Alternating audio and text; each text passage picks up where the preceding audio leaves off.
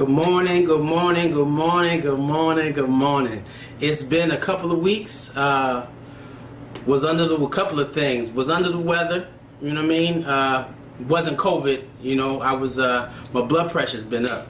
And I've never, you know, it goes like this, and I'm a holistic brother. So I'm sorry I missed y'all for the last couple of weeks, but I had to make sure that I was healthy.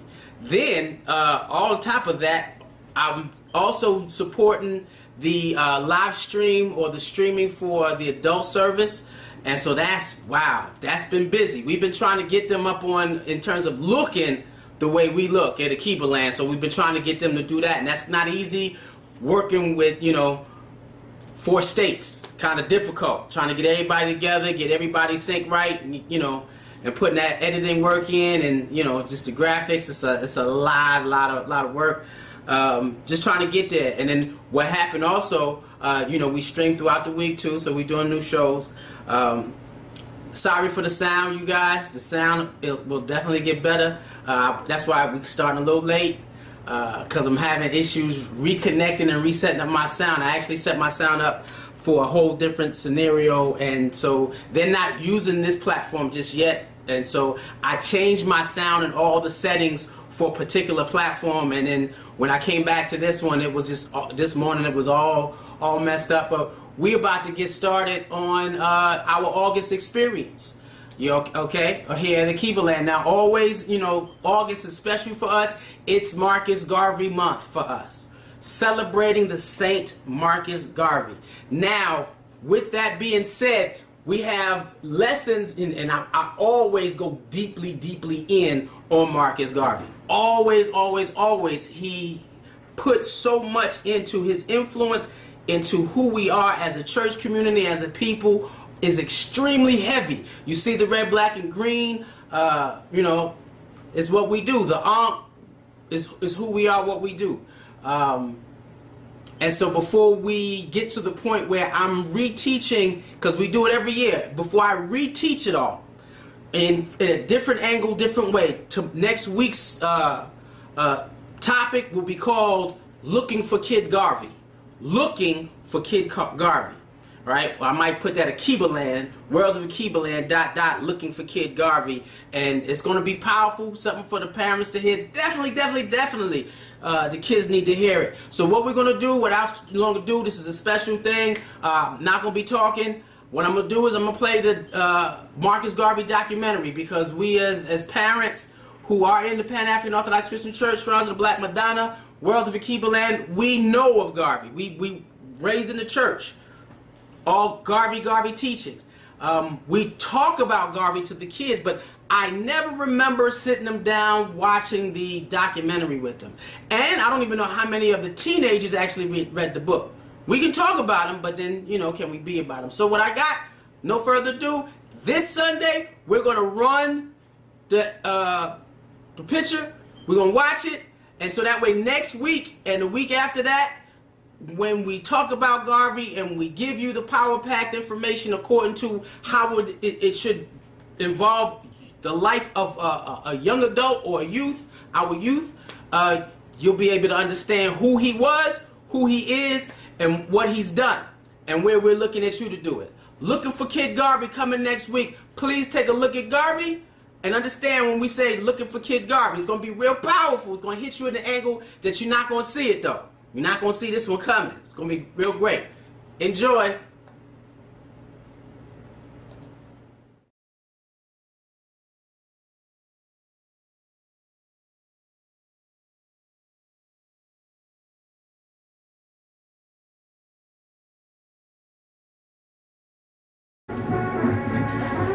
Mills was one of 100,000 black people marching under the red, black, and green flag of the Universal Negro Improvement Association.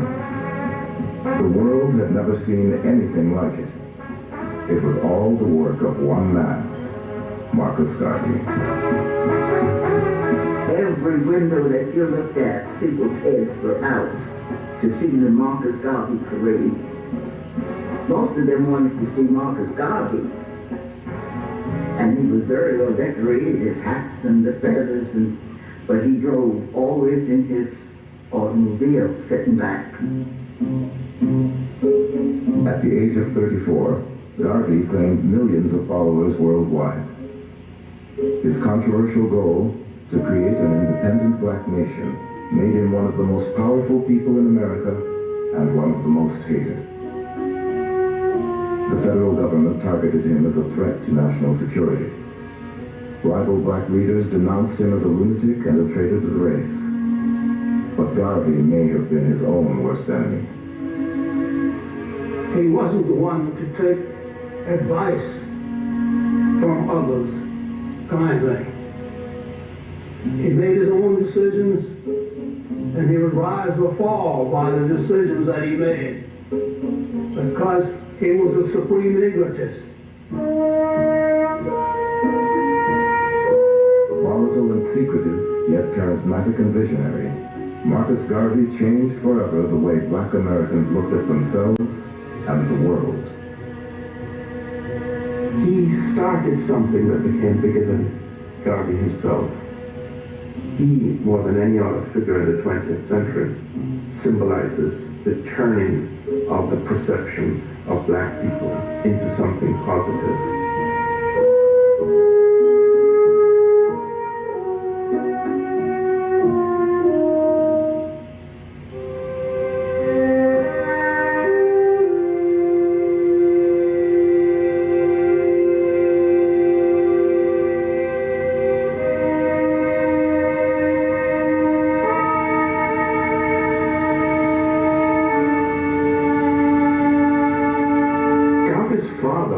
Mason, a professional mason, and among the things that he did was to create tombs for people in the St. Anne's Bay graveyard. He took Garvey with him to the graveyard one day, and they were digging this grave, and his father had Garvey go down inside the grave, but then he pulled the ladder up and left the child in the bottom of the grave. Garvey said that he cried out and his father wouldn't let him get back up out of the grave. He wanted to teach him a lesson.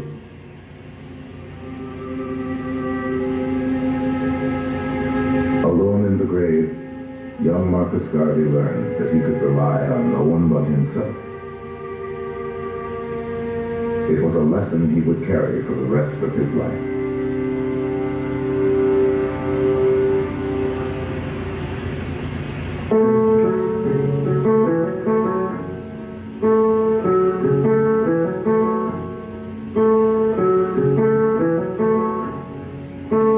Marcus Garvey was born in August of 1887 in St. Anne's Bay, a small town on the northern coast of Jamaica.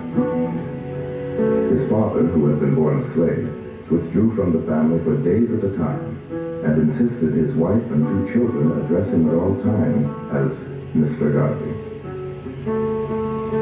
My grandfather was a very stubborn man who had to have his way, who was quite retiring too. He used to, strangely about him, he used to have his own little apartment off the main house where they lived. And he would be by himself there, reading a lot. Now, if you look at it, the Marcus Garvey was like that himself too. He liked to be by himself. Marcus obviously inherited many of his characteristics. Marcus Garvey's father was repressed in many ways. A frustrated person, a person who could find no way out, and seemed to have internalized much of the feeling that the world was against him. Garvey's mother raised crops, and, like many women of her time, cooked for a white family to support her own. But Sarah Jane Richards wanted more for her only surviving son than a life of common labor in the banana fields. Garvey's mother had tremendous influence upon him, and she had great hopes for him. She wanted, in fact, to call him Moses, And she thought that he was going to do great things. That source of love that someone, his mother in particular, loved him, helped to create that extraordinary self-confidence that Garvey had.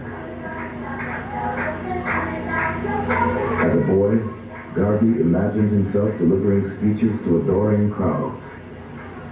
He spent hours reading, and even bet his friends they couldn't pick a single word from the dictionary that he didn't know. The young Garvey had ambition. He wanted to get out of St. Anne's Bay. Later he said he dreamt of becoming the first gentleman in the world.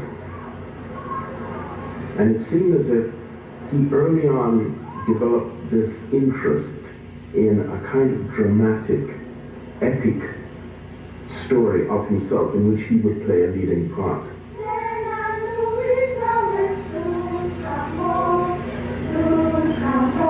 But Garvey's grand ambitions were tempered by reality. As children, blacks and whites mixed easily in his community.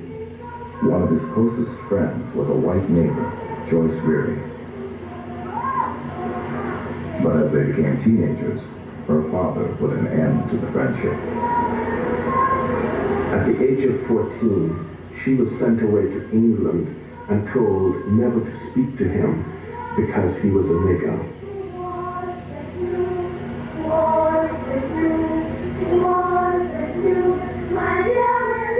And he said that's the first time that he heard and became aware of this idea of being black and what it meant. He felt shut out. He felt that he was excluded and made to feel that he was not good enough. And the rest of his life was really an attempt to prove that he was just as good as anyone else in the world. Under the colonial education system, Garvey was forced to leave school at the age of 14. He became a printer's apprentice and quickly earned the status of master printer. In the print shop, he learned the power of controlling the written word and would soon publish his first newspaper, Garvey's Watchman.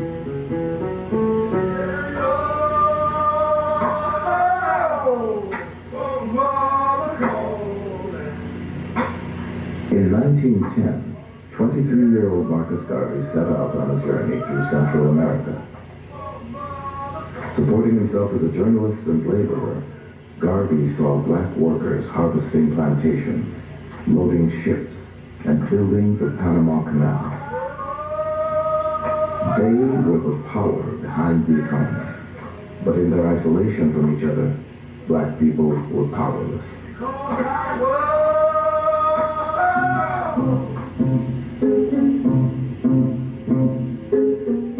In 1914, he came upon the book that would change his life. Marcus Garvey's reading of Booker T. Washington's From Slavery was an eye-opener to him and pointed the way to his conclusion, which remained with him throughout his life, that the situation facing black people was a global one. I was determined that the black man would not continue to be kicked about, as I had seen in Central America and as I had read of it in America. Where is the black man's government? Where is his king and his kingdom? Where is his president, his country, his men of big affairs? I could not find them, and then I declared, I will help to make them. My brain was afire. As he sailed for home, Garvey's grand vision for himself and for the world clicked into place. He would unify black people scattered across the globe, and he would be their leader. Back in Kingston, he attended a debate and noticed an attractive 17-year-old named Amy Ashwood.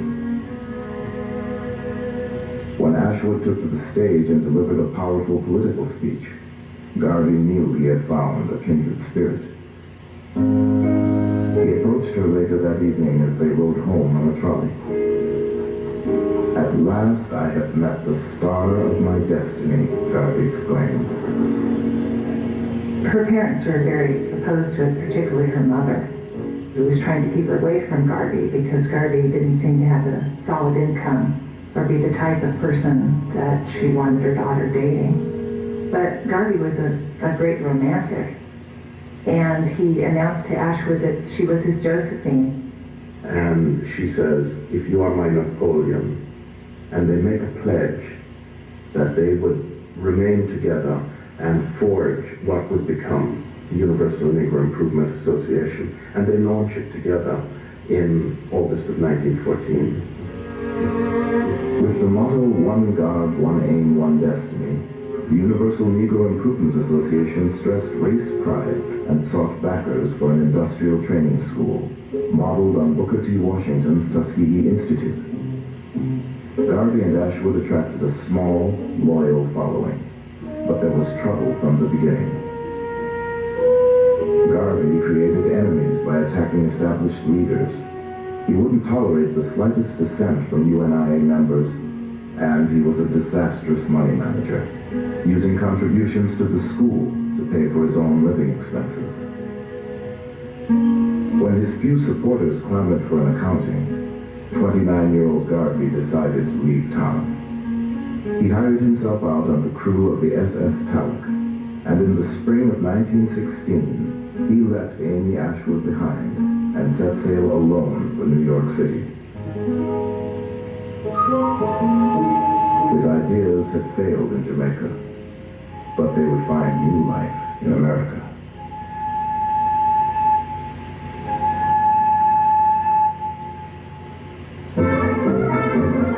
Harlem is a throbbing, bubbling, exciting place. These are fantastic buildings, apartments. The street life is abundant. This is a fast-moving and a very affluent world, and it's a whole new world.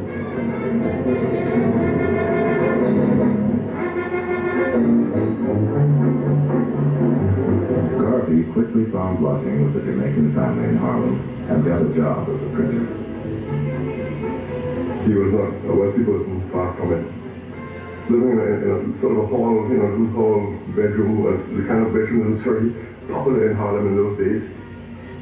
So he was in pretty poor financial shape.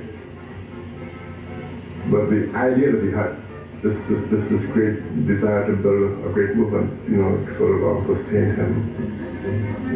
A. Philip Randolph, editor of the influential Messenger magazine, heard about the young agitator from Jamaica and arranged for Garvey to deliver his first formal lecture in the United States. Garvey printed his own handbills, referring to himself as the Honorable Marcus Garvey. He painstakingly rehearsed his speech, just as he had as a boy. But when Garvey rose to address the audience, his confidence shattered. He spoke with a tremor and shook like a leaf. It seems that Garvey was anxious, he was nervous, he was heckled. He, at one point in his address, lost his balance and fell off the stage, fell into the audience. He literally fell on his face. What he had hoped would be a great sort of coming out turned into this humiliation. Crushed by the failure of his American debut, Garvey wandered into the Tabernacle Church of Reverend Billy Sunday, a white evangelist who attracted massive crowds to revival meetings.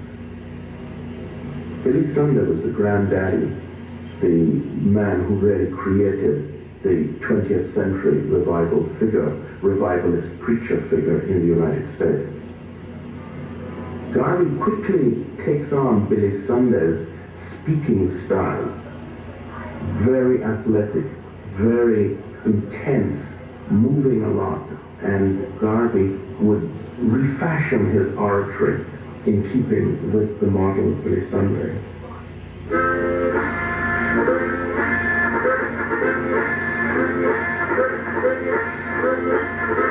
With renewed confidence in his power to move an audience, Garvey set out for a year-long tour of 38 states. His mission was still to raise money for a vocational school in Jamaica. But along the way, Garvey got a first-hand look at the contradiction of race in America, the stunning potential of the most affluent black population in the world, alongside the degradation of Jim Crow and the horrors of lynching.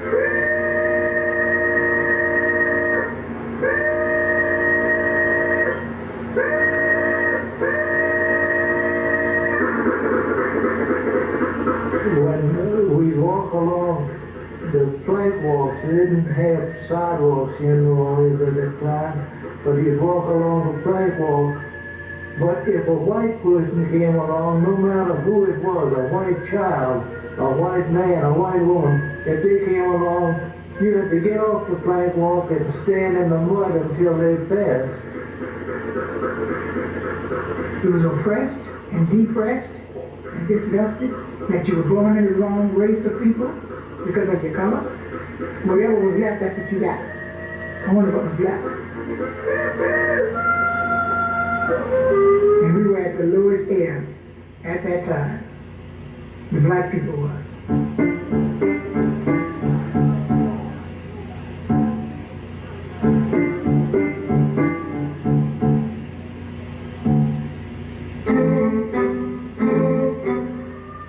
On July 2nd, 1917, just months after America's entry into World War I, the city of East St. Louis exploded in the worst racial rioting the country had ever seen.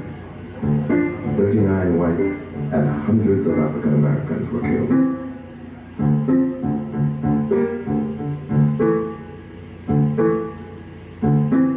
You have black troops going off to fight to make the world safe democracy in April, and in July you have black people being murdered in the most wanton and barbaric manner in East St. Louis, you know, children being thrown back into flaming houses, people being boarded up in their houses before they're torched.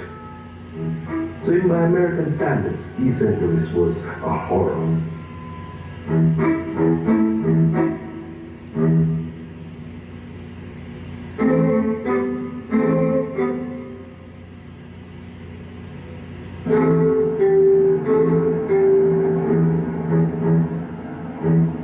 W.E.B. Du Bois, leader of the NAACP and supporter of integration, led a silent march in response to the massacre.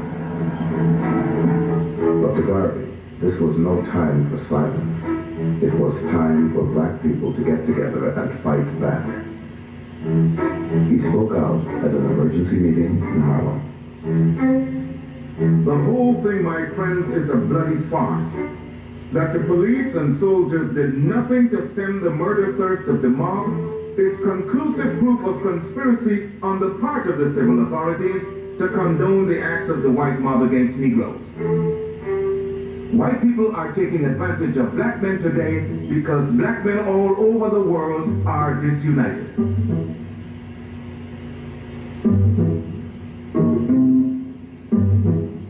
It is that speech that marks the turning point of Garvey away from Jamaica, away from a preoccupation with matters related to the West Indies. And now he's not looking for support for what he is hoping to accomplish in the West Indies, but rather he is now sucked into the vortex of American race relations. Garvey is deeply suspicious of the efforts of white liberals and of their black peers to bring about the integration of blacks in the United States. He, as a matter of fact, doesn't believe that it's possible. He does not believe that white people can represent the best interests of black people. Garvey opened the first American division of the UNIA in September of 1917. Just as he had in Jamaica, Garvey distinguished himself by calling established black leaders weak and self-serving. Even though I had a great deal of admiration for W.B. Du Bois and A. Philip Randolph, and other black leaders of the time, I thought that their approach to our problems was too doggone tame, and that we needed to have that attitude of Marcus Garvey, that stand up on your feet and be ready to defend your manhood at all times. And all of a sudden, this golden voice from the Caribbean came and stood on the corners in Harlem and began to talk about self-esteem, holding up your backbone, you know, no wishbones. And Mr. Garvey gave them hope that there was a dream for black people. Garvey told black Americans that their history did not begin with slavery. Africa's glorious past was also theirs to claim, he said, and people who had once done great things could do them again. Garvey's message was revolutionary because at that time, it told black people that they had to unite. They had to come together as one and believe in their roots, that they came from something greater than they were told. To begin with, Africa was called the Dark Continent. And the pictures that we got of Africa in those days were cannibals running around in the jungles, putting people in pots. Garvey changed all of that. I am the equal of any white man. I want you to feel the same way. We have come now to the turning point of the Negro, where we have changed from the old cringing weakling and transformed into full-grown men demanding our portion as men. He left the impression that the only way there could be a difference in the way black people of African descent could be treated would be for them to have a powerful nation of their own. Garvey toured the country again, this time initiating UNIA branches in big cities and small towns. Sunday meetings of the UNIA soon attracted thousands. A Garvey meeting was a day-long family affair, half political rally and half religious revival. The first time I went to a Garvey meeting was a Sunday afternoon in November of 1919. It was the first time I had heard the message of the UNIA.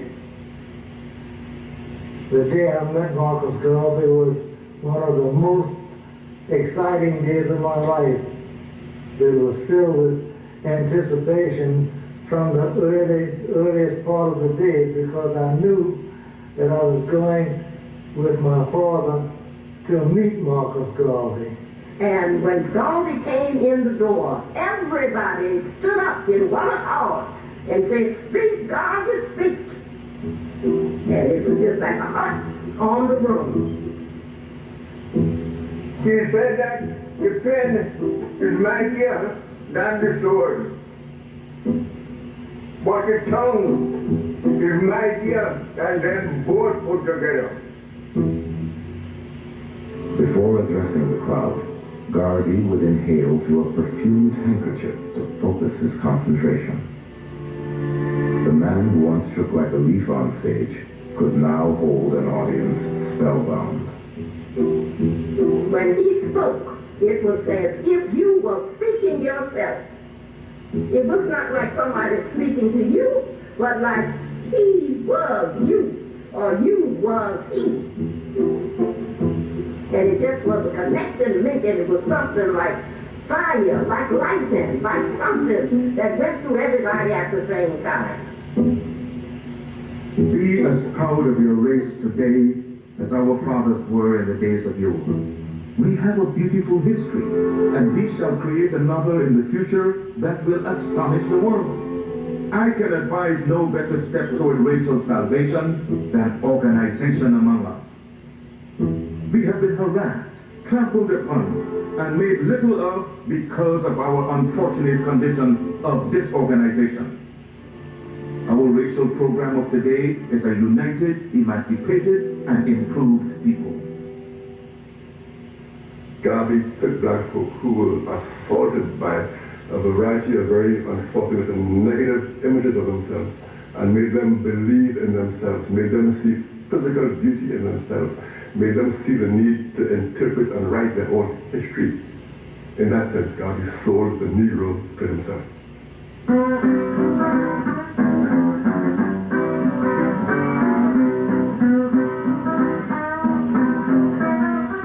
With 35 cents, a photograph, and a pledge to support Garvey's nation-building program, any person of African descent could join the Universal Negro Improvement Association.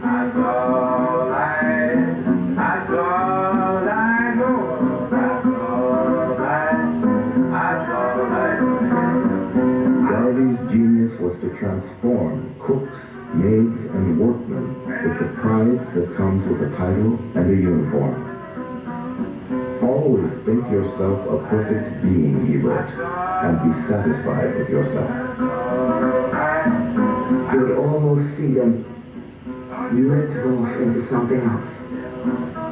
You would see it. They suddenly get very tall. The smallest man in the uniform still looked like a giant, I can tell you that from experience.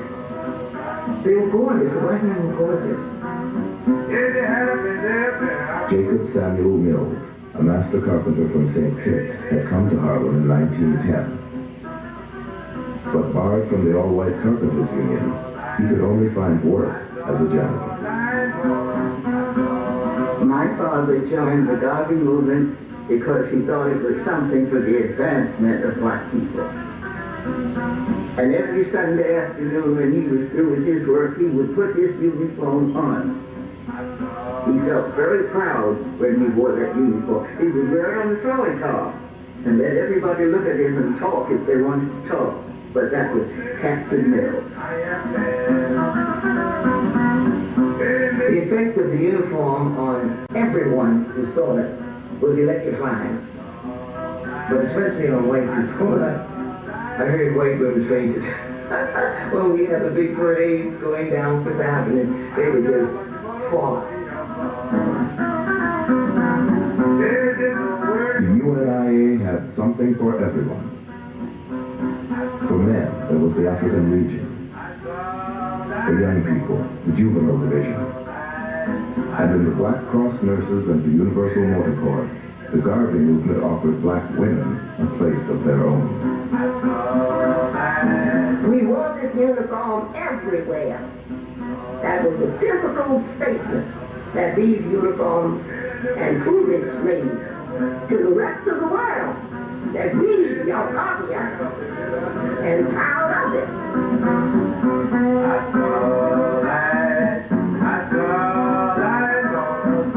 My father at one point said that the organization would have been able to develop farther and faster if we had more women in the organization in comparison to some of the wimpy men that we had.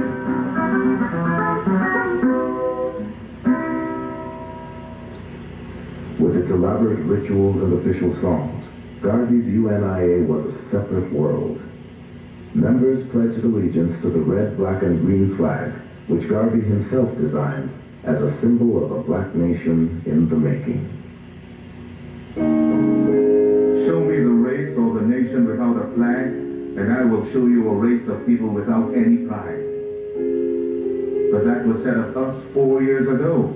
They can't say it now. Ethiopia, the land of our fathers, thou land where the gods love to be, as storm clouds suddenly gather, all armies come rushing to thee. And then the chorus went something like that. Advance, Advance to meet the foe, let Africa be free. That's women would sing that, and men would reply, advance, women, advance to victory. Men, advance, advance to meet the foe, advance, and everybody, with the might of the red, the black, and the green, advance, with the might of the red, the black, and the green.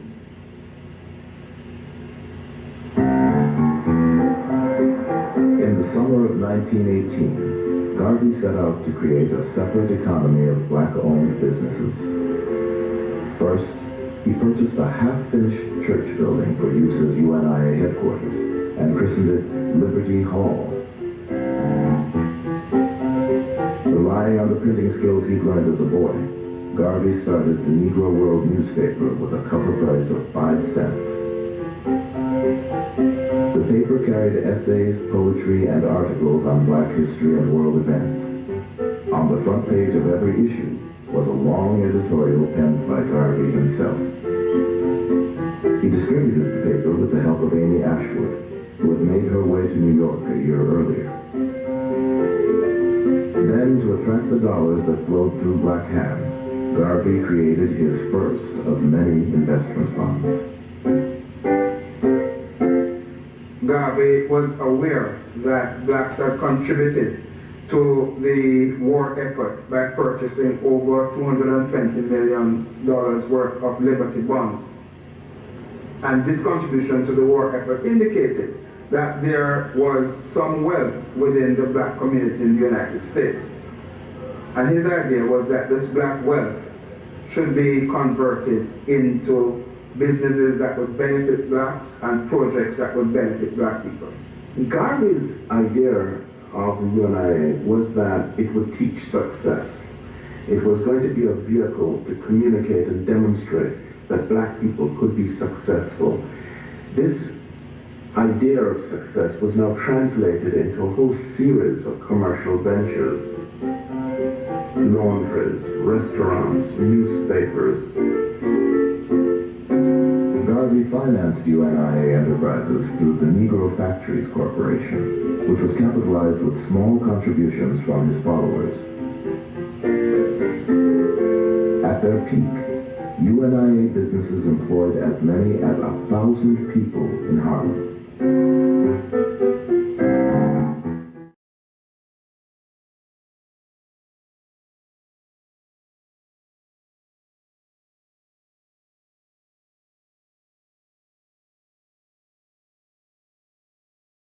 Managers with little or no experience. He shifted funds from one company to cover mounting losses in another. And he insisted that his followers play by his rules. When an early member of the Harlem branch challenged his leadership, Garvey physically assaulted him. Garvey. I am not sure what is happening to this video. It's like it's paused. I am not sure. And this would take a lot of, and it was going good too. It was going, man, I'm really not really what's going on here. Hold on, let me see if I can get it back.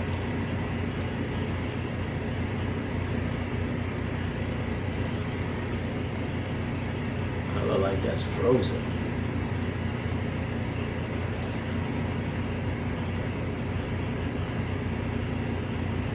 Yeah, that's not even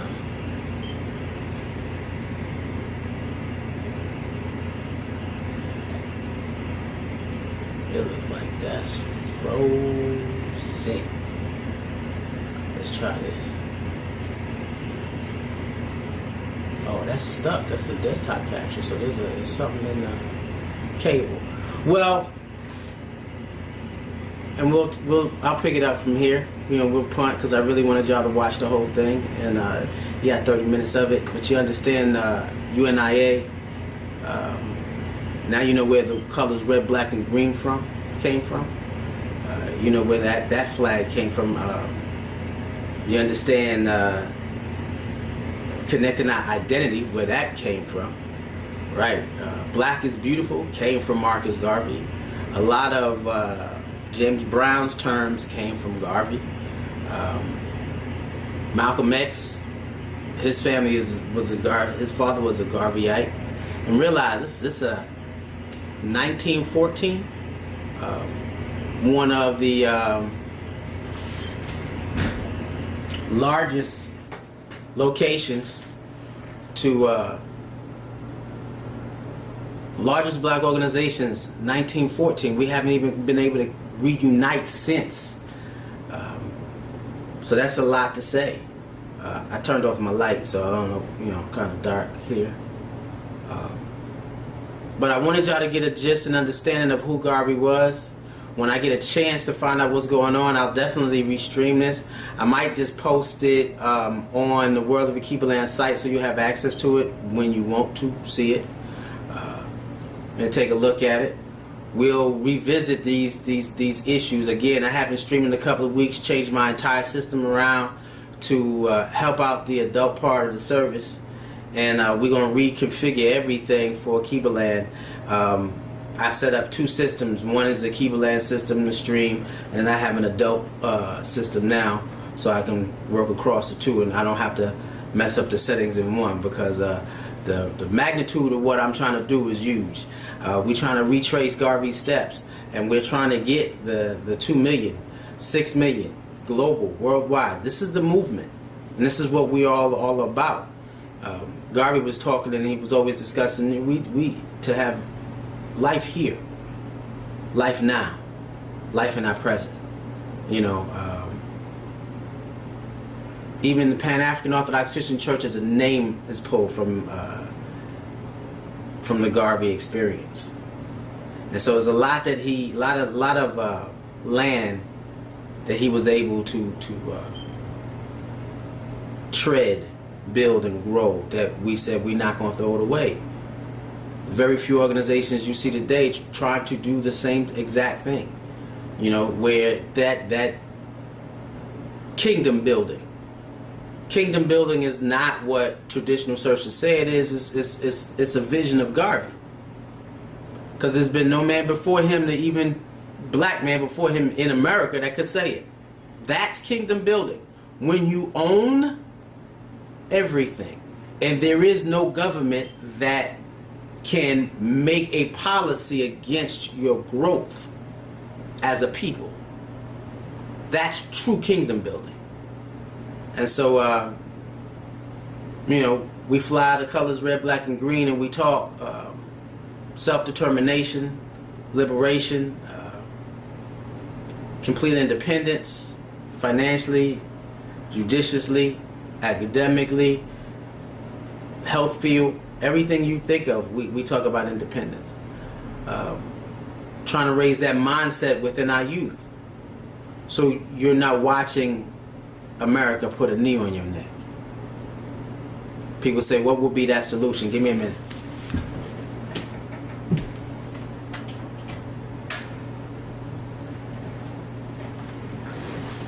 What would be that solution? And I will tell you, the solution is the struggle, self-reliance. It's all of the principles of Kwanzaa. Everything is based off of what Garvey did. Everything we do, if you can't look at how you judge black leadership, is according to what Garvey put together. Does it support the development and the freedom and the liberation of our people? If it doesn't, then it's not sacred. Jemoji Baby Ajiman, the founder of our church, there's nothing more sacred than the liberation of black people, period. Nothing. And everything else, you can tell everything that is righteous because it will be measured by that. Because to get us to fit into a society that is created to oppress us, that's the hard part for people to get. This is what's created to oppress us. And Marcus Garvey saw it at a young age. Can you imagine that? We applaud, John Lewis, C.T. Vivian, applaud them for real. None but soldiers. Still, manifestations of the experience of Garvey. Wow. Because he's the first one out of slavery to bring together that many people. And I wish you could have seen the parade and everything else, but you know, again, we'll try to post this. And I'm looking at my screen, my production screen, and for some reason it's paused. And so I'm watching the film, and I saw his face just sitting there like, but the sound was going. Now on this screen that I had going, yeah, the video never stopped, so I could watch the video, but for some reason on the software froze. So we're gonna take a look at that. We're gonna fix this, and we're gonna get this back up to par. I add some more components to this platform.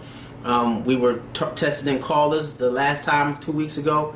We're gonna get back to that point. We're gonna have some new kids join us. You know, new Keeperland members join us. This is gonna be a good thing, good experience, and you know, try to also teach this to the adult service. They just watched the service. Hopefully, you know, the stream went well according to what I was looking at. The quality of the production is good. We're still live. You know, yeah, you asked me to edit something more, I'm gonna be off the chain. But yeah, I like to talk to y'all live, and so we'll get at that.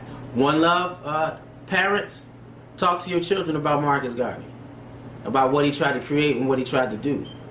Let them know that there is someone who fought for us, and that is pure control of everything about our lives. He led us to say, if there is a God in you, the way there's a God in any other man, then you should be able to have everything that every other person connected to God has.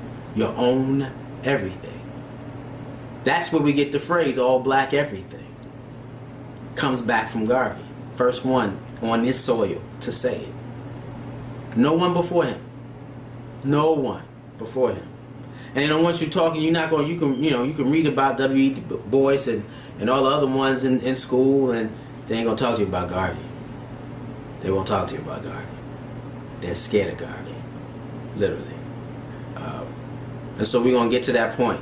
And again, we'll work on the sound, we work on the visuals. We got something major coming to you next week. It's going to be looking for Kid Garvey. Looking for Kid Garvey. So we want to make sure that we're here and we're ready for it. We're going to be prepared. We're going to be doing our thing. That's how we're going to get it. Wait. Looking for the exit reel.